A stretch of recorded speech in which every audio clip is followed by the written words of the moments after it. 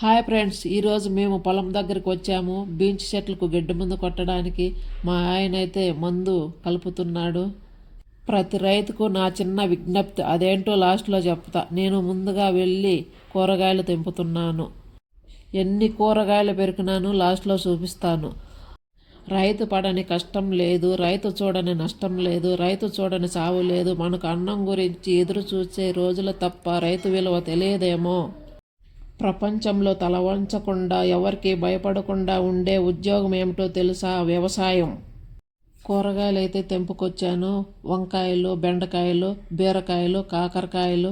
మనం పండించుకున్న కూరగాయలు వండుకొని తింటే ఆనందమే వేరు. రైతులకు చిన్న విజ్ఞప్తి అన్నాను కదా. ప్రతి రైతు బూట్లు వేసుకొని మందు కొట్టాలి. మనం పైకి చూసుకొని మందు కొడుతుంటాము, ఏమున్నా గమనించుకోము. పాములు కావచ్చు, రాళ్ళు కావచ్చు,